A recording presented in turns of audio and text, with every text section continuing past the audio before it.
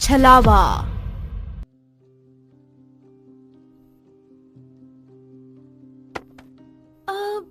Library तो पूरी खाली हो गई। हर बार मैं बुक पढ़ने में इतना खो जाती हूँ कि मुझे पता ही नहीं चलता कि मेरे आसपास क्या हो रहा है। बाहर तो बारिश हो रही है। सब तो जा चुके हैं, कोई आएगा भी नहीं। थोड़ी देर और पढ़ लेती हूँ। लाइब्रेरी बंद हो चुकी है, कल आना। मैं पूरा भीग चुका हूँ, क्या इसलिए अंदर आने देंगे आप? ठीक है, आ जाओ अंदर। श्रेया कई सालों से अकेले ही लाइब्रेरी चला रही थी। वो खुद काफी यंग थी, लेकिन पढ़ने का शौक होने के कारण उसे ये काम कभी बोरिंग नहीं लगा। थैंक यू सो मच, आपने जगह दे दी, वरना पता नहीं मेरा क्या होता। It's okay. बारिश खत्म होते ही आप जा सकते हैं। लेट नाइट तक यहाँ किसी का भी रुकना अलाउड नहीं है। ये आपकी लाइब्रेरी है? जी, ये मेरी ही लाइब्रेरी है। आप इसे अकेले ही चलाती हैं क्या? क्योंकि आपकी फैमिली तो दिख नहीं रही। देखिए, ज्यादा पर्सनल होने की कोई जरूरत नहीं है। ओह, माफ कीजिएगा, मैं ध्यान रखूंगा। आपको हॉरर बुक्स पसंद है?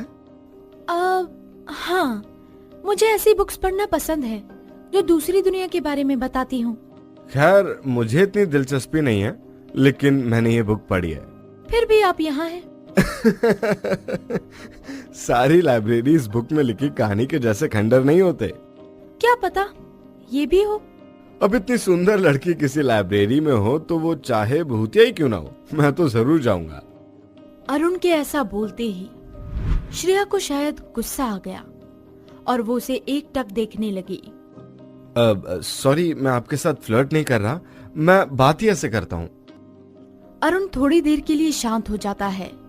वहीं श्रेया भी बुक्स को शेल्फ में रखने लग जाती है।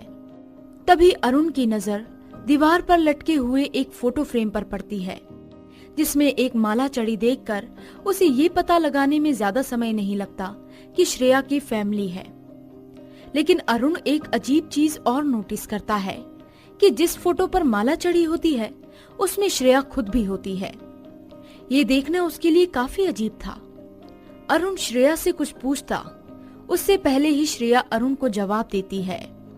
अरे घबराओ मत, मैं जिंदा ही हूँ।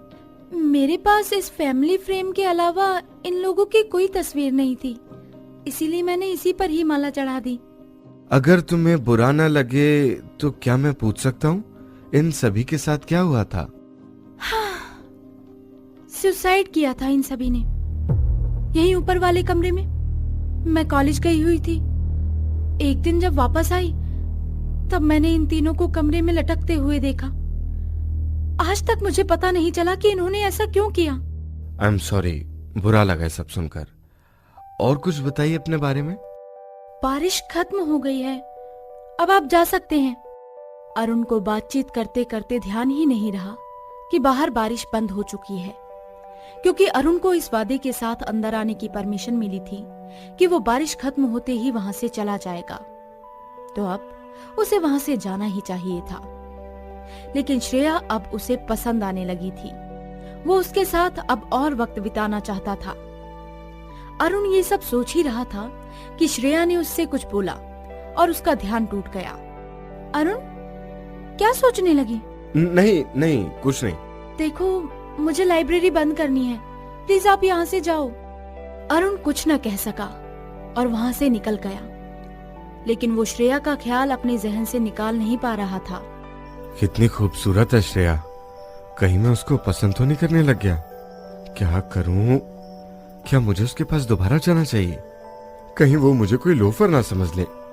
एक बार जाकर देखता हूँ। अरुण खुद को रोक ना सका और लाइब्रेरी की तरफ मुड़ गया। थोड़ी ही देर में वो वहां पहुंच गया, लेकिन अब तक लाइब्रेरी का दरवाजा बंद हो चुका था। उसने ऊपर देखा तो पहले माले की लाइट अब भी जली हुई थी। उसने ऊपर जाने के बारे में सोचा, लेकिन दरवाजा भी बंद था और जाने का कोई रास्ता भी नहीं दिख रहा था। उसने आसपास देखा तो उसे एक बांस की सीढ़ी दिखाई दी। उसने उस सीढ़ी के जरिए ऊपर जाने के बारे में सोचा और फिर वो वैसा ही करने लगा। अरुण ऊपर की तरफ जाने लगा। ऊपर जाने पर वो खिड़की से अंदर घुसा। शायद वो किसी छोटे बच्चे का कमरा था। देखने पर पता चल रहा था कि उसे सालों से साफ नहीं किया गया है। अरुण थोड़ा और आगे बढ़ा तो उसे कमरे से अजीब सी बदबू भी आने लगी। लेकिन इन सबको नजरअंदाज करते हुए अरुण थोड़ा और आगे बढ़ा। लेकिन वो जितना अंदर जा रहा था, बदबू और अंधेरा उतना ही बढ़ता जा रहा था। ये कैसी जगह है और श्रेया यहाँ रहती कैसे है? अरुण बस श्रेया से मिलना चाहता था। उसी के लिए वो बस अंदर चले जा रहा था कि तभी उसे अपने पीछे से किसी औरत के चिल्लाने की आवाज आई। ये सुन की आंखें फटी की फटी रह गई। वहां 3 लाशें लटकी हुई थी जो उसने नीचे फ्रेम में देखी थी, जो अब भी सड़ रही थी। ये क्या है? ये तो श्रेया की फैमिली है। अरुण काफी घबरा चुका था। उसने जैसे ही भागने की कोशिश की, वो किसी चीज से टकरा कर गिर गया। उसने खुद को संभालते हुए जब फोन की रोशनी को नीचे की तरफ किया, तब उसने जो देखा वो देखने लायक नहीं था। इतने भयानक मंजर को देखकर अरुण की सांसें अटक गई। नीचे अनगिनत लाशें जमीन पर ऐसे पड़ी हुई थी मानो सब्जी मंडी में सब्जियां पड़ी हों। ये मैं कहाँ फंस गया? अरुण वहां से जैसे तैसे बाहर निकला और खिड़की की तरफ भागने लगा। ये सब मेरे साथ क्या हो रहा है? मैं कहाँ फंस गया भगवान? मैं मरना नहीं चाहता। अरुण तेजी से भागता जा रहा था कि तभी उसने अपने सामने किसी को देखा। ये देखकर अरुण रुक गया। कौन है? कौन है वहाँ? श्रेया, क्या तुम हो? अरुण के ऐसा कहते ही उसे सामने से तेज तेज किसी के हंसने की आवाजें आने लगी। वो आवाज अरुण के नजदीक आने लगी और जो अरुण ने अपने सामने देखा वो उसके पैरों तले जमीन खिसका देने वाला था। श्रेया, तुम? तू कितना बेवकूफ है। कहता था कि छलावा पढ़ी है, लेकिन तुझे देखकर लगता नहीं कि तूने वो किताब कभी पढ़ी भी है। क्या तुम हो उस किताब की अज्ञात लेखक?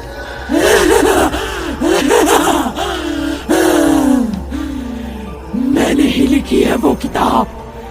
काले जादू को सीखने के लिए मैंने ही अपने परिवार वालों को मौत के घाट उतारा, और उन बाकियों को भी जो अभी तूने मरे पड़े देखे। तुम ऐसा क्यों कर रही हो?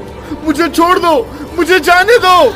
जो भी यहाँ आया वो कभी वापस ना जा सका।